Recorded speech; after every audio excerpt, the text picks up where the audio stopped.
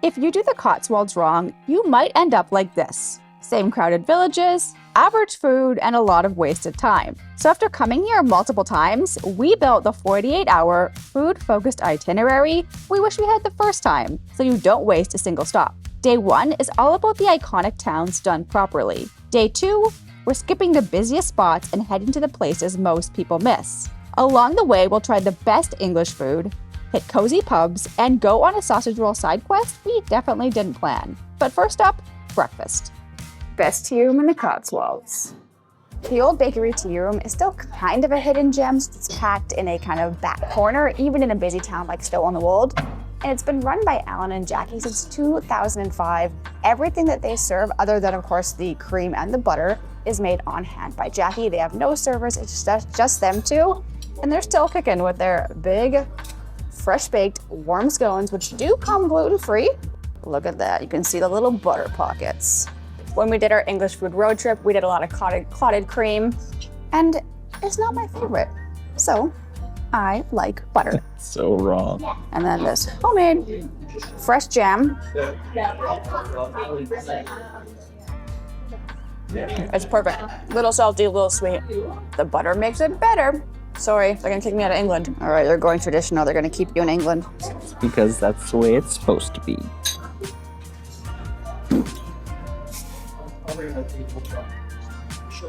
The face says it all. They put us in the naughty corner. Probably for good reason. Well, that was so good, just so cute, and you feel really at home. The owner just hang out and talk with you. But I think I need to walk it off a little before lunch.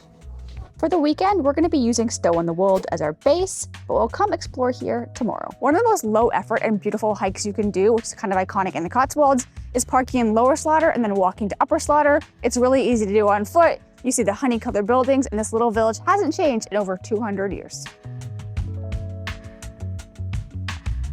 Make sure you wear your not super fashionable but comfy walking shoes, because when you're walking the Cotswolds, a lot of it looks like this. Gates. Every gate is different. I could never figure them out. Fields, sheep, cows, the whole experience. The walk from Lower to Upper Slaughter is absolutely beautiful, but the best part is it only takes about 30 to 40 minutes.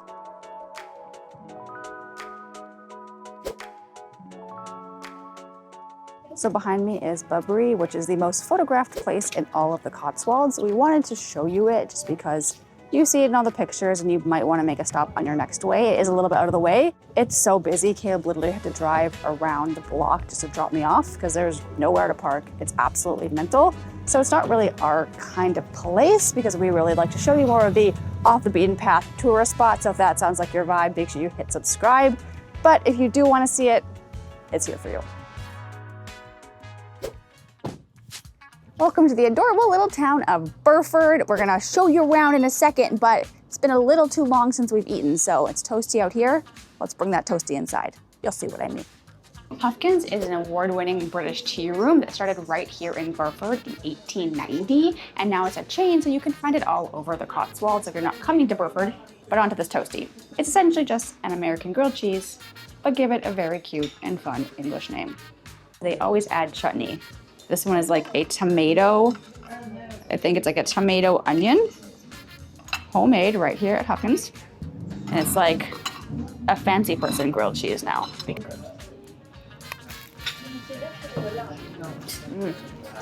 So if Americans invented grilled cheese, I'm pretty sure the English perfected it. Lunch perfection. So I got a rare bit, which is originally a Welsh dish, and it's essentially fancy cheese or a cheese sauce on toast, and then they broil it, and it comes out really crispy. That's a big committal bite, honestly. I told you it was too big. 2 thumbs up from Caleb. The face of joy. This tomato chutney on this toast, it is a game changer. You must try it. Lunched and loaded, ready for a walk. Well, this is Burford, one of the most iconic and picturesque towns in the Cotswolds, which also means it's one of the busiest. We do love coming though because it's loaded with cute little cafes and tea rooms and shops like that. So you can come by, there's little cheese shops you can walk in and grab sandwiches, snacks to go, and see all the cute little streets. If you're not feeling another English tea room, we just wanted to give you another option. Linwood & Co. Cafe is great for lunch, sandwiches, toasties, all that kind of stuff. We're heading to get a drink. Yeah. Wish I didn't leave my sunglasses in stupid Bibury. I'll drink myself some sunglasses. Doesn't even make sense. I know. That's why I like it. If you want to taste Britain, you have to come to the Farmer's Dog. It was created by Jeremy Clarkson, yes, the one from Top Gear, who then bought a farm on the Cotswolds, learned how to farm, and created this spot right here. It's a pub with values because everything they try to do is grown right here in Britain. This is definitely the most vibey farm shop we've ever been to. Much more modern than the one we're taking you tomorrow. These are not made for Taylor. The cups are breakable, or not breakable, smushable. We are trying their fruit ciders. We got a little big forest fruit. I got rhubarb. Fruity, fresh, perfect for a nice busy day in the sun.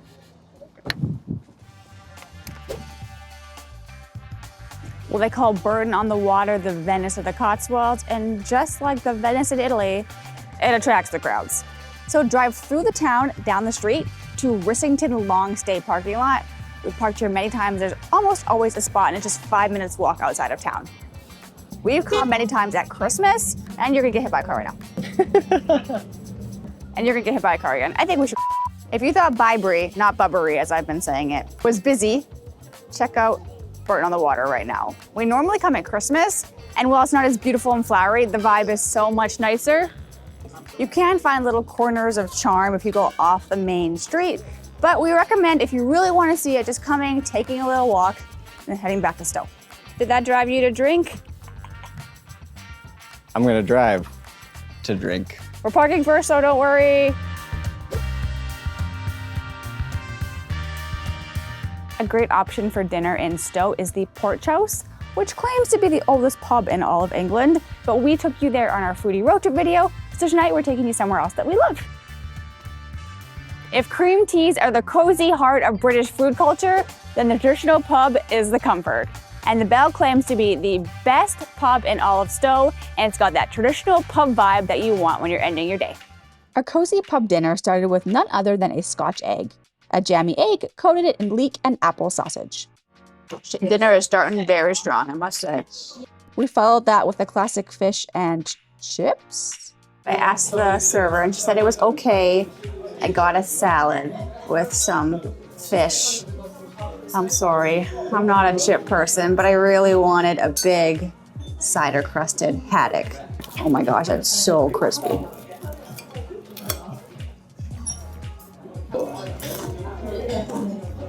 So crispy, not too oily. The fish is super flaky. That's a pretty darn good fish and chips. Fish and salad. And finally, the heartiest bangers and mash, or sausages with mashed potatoes and gravy.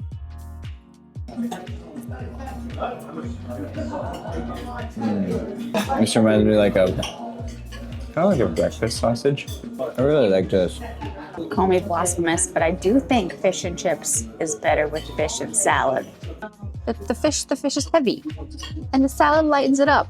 You're on my side. You expected me to come to bat with it for you. You're on my side. We talked about it before off camera. I don't remember such a conversation.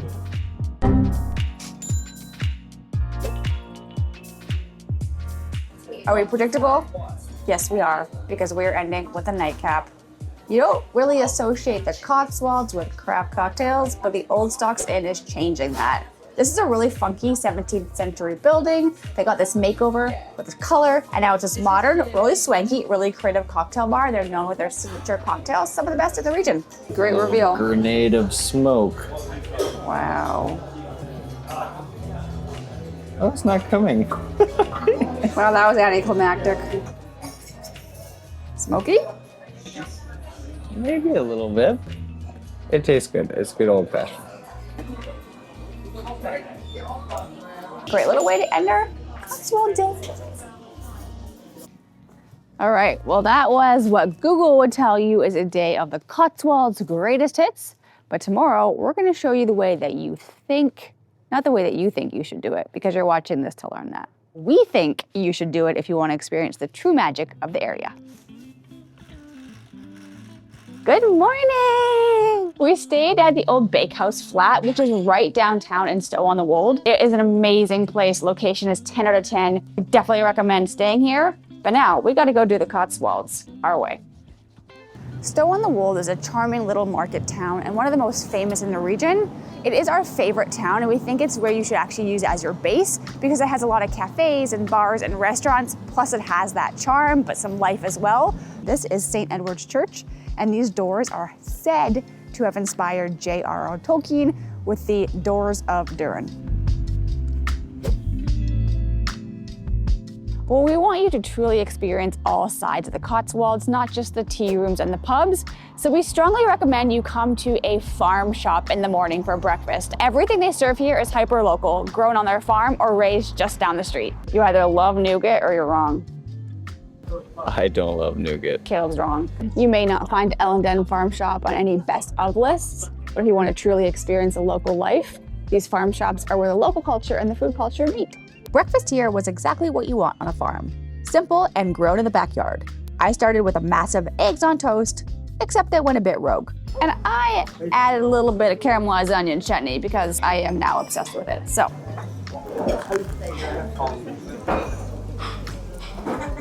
I think I'm gonna put chutney on literally everything when I get home. Just put it on my life. And Caleb chose a traditional breakfast bap or a breakfast sandwich on a soft roll. Oh. It's so good.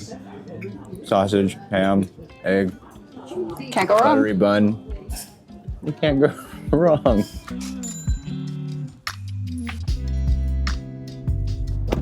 Welcome to beautiful Blockley.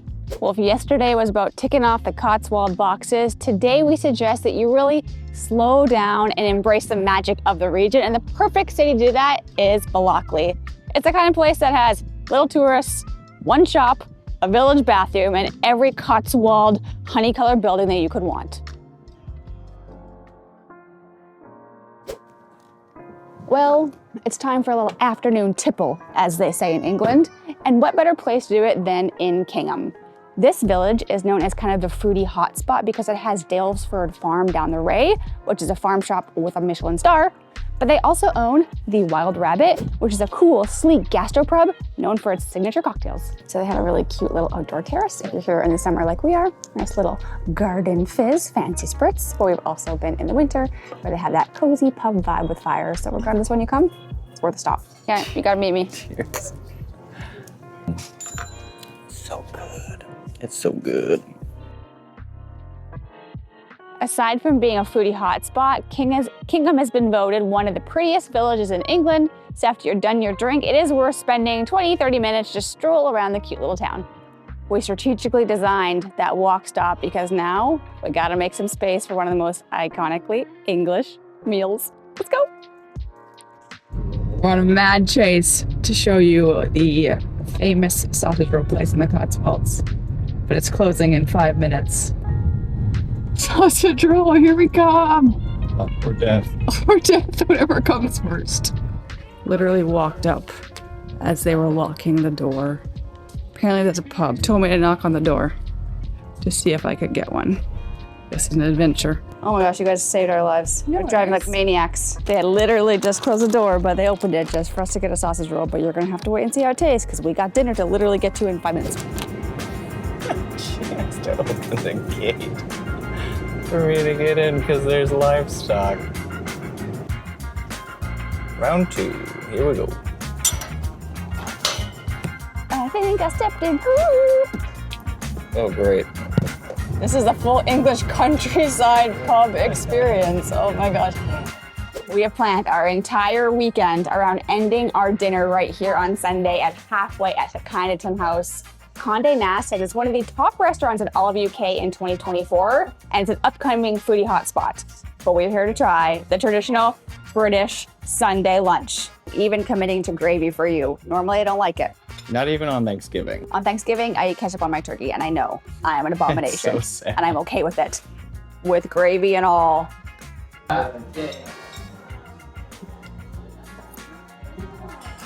I think I may have just converted to gravy. That is like a You're on the light gravy gravy. train? I see why Britain does this every Sunday. This is truly comfort food done right. I got lamb, which it just peeled off. Like, no knife needed. Throw it away.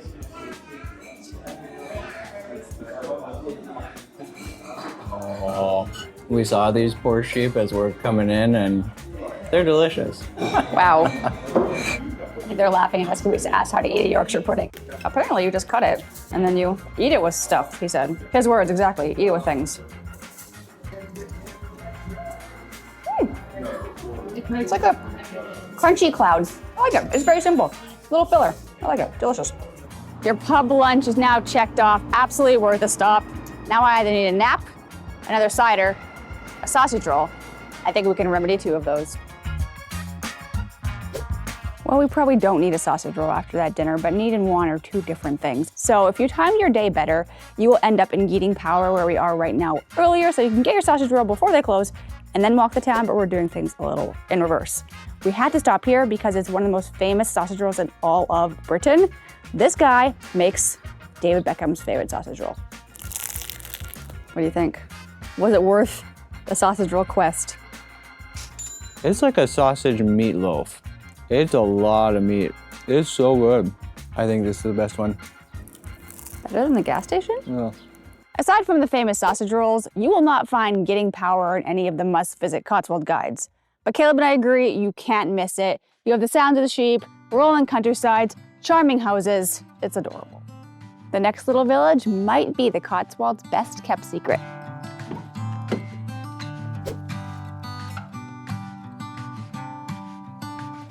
This is Snowshill, our most favorite city in all of the Cotswolds. You won't find it in a lot of guidebooks, but we stumbled upon it last year, and we think you absolutely have to come. And we strategically saved it for the end of the day because golden hour makes it look even more magical. Well, we intended to take you to the Snowshill Arms, which is the cutest little coziest neighborhood pub. It said it was open on Google and there was no website, but alas, it closed at 6. So we'll go find another one.